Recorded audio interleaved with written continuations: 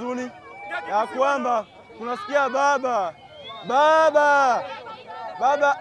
akiongea nyumba inanyamaza, lakini baba amekufa. Sisi wote tumekufa. Saizi hatuna mahali tunaenda, tunajificha baba. Tunaomba baba alikuwa na sauti, akiongea kitu vitu yatendeka. Lakini baba ameaga dunia. Kwani shida ni gani bana? Shida ni gani? Shida ni gani baba? Baba ametoa heshima ya yatima. Sasa mnataka tuishi aje? Mnataka tuishi aje? Wewe Kasongo. Tunaomba usikize sauti yetu tafadhali. Kama unaendelea hivi, tunakuona. Usione tumelala, hatuchalala. Na Kiswahili najua pia. Mmeua Wajaluo wote. Mnataka nani asimame? Mnataka nani atutetee? Simuue hata Mkikuyu. Nini bana nyinyi? Mnaua watu wawili na hiya. Nini mbaya? Muue hata Mkikuyu bana. Sababu ndio mnaona sahihi. Muone babu basi. Tutaona kama mtaweza. Nini mbaya? Uhuru wahala bana. Karen Francis huwa anafanyanga biashara hapa. Najua huyu mzee Raila ni mtetezi wa wanyonge. Akisatetea watu hata Ruto anatetemeka. Ndio maana akamnunua akamchukua kwa serikali. Sasa amekufa. Wacha tuone Wantam kwa Matiang'i ndio president. Sasa ongea wanawa madhe, wanawa.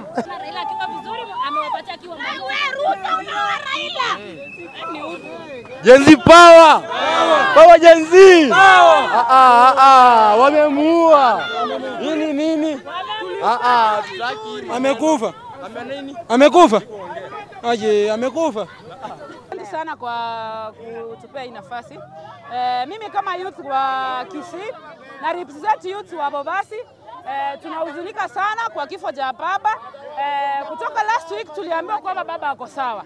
Na sisi tumeshangaa sana kusikia baba amekufa. Tunataka kujua baba amekufa kwa njia gani, na Honorable Simba Arati, tunaomba ukija Kisii, kwa sababu tunajua kwa sahihi hauko Kisii, utupee mwelekeo sawa, tujue tunaenda wapi. Tunahuzunika, tunaomboleza baba, na tunasema wacha tu tumuomboleza kwa upole. Baba hakuwa mtu wa vurugu, tutaomboleza na tupewe nafasi ya kumuomboleza, msiharakishe kuzika baba.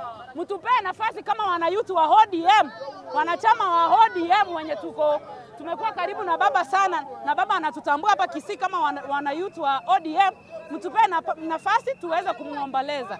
Ni hayo tu, nashukuru. Kwa majina mimi naitwa Nicholas Bundusi. Mimi ni mwanaharakati pia mwanasiasa, pia ni mmoja wa ile baraza la wazee wa Kisii ambayo inaitwa Heritage Council. Raila nimemchua kitambo sana 1982 nikiwa mtoto mdogo sana, lakini nilikuwa nafuatilia vile alikuwa anafanya kazi ya kutetea mwananchi wa kawaida. Raila nimemchua kama mzee ambaye alikuwa mbele sana kutetea masilahi ya mtu wa chini, kuanzia Mkenya, Mwafrika na ulimwengu mzima. Hata wakati alikuwa anaenda ile mikutano mikubwa ya kimataifa, alikuwa anaweka mbele mambo ya Mwafrika ambao tunaita Pan-Africanism voice. Raila ndiye alikuwa anatetea sana. Hakuna mtu ambaye alikuwa na moyo wa kutetea Mwafrika. Yeye namulinganisha kama Teleti Julius Nyerere, ile mzee ambaye pia aliongoza nchi ya Ghana ambaye alikuwa anaitwa Kwame Nkrumah, na huyo mzee wa South Africa ambaye alilala alikuwa anaitwa Nelson Mandela, na pia ile mzee wa Namibia ambaye tunamuita Hifikepunye Pohamba. Raila yeye alikuwa mbele sana kutetea masilahi ya mtu wa chini. Bila Raila wanaharakati hawangekuwa na sauti hapa Kenya.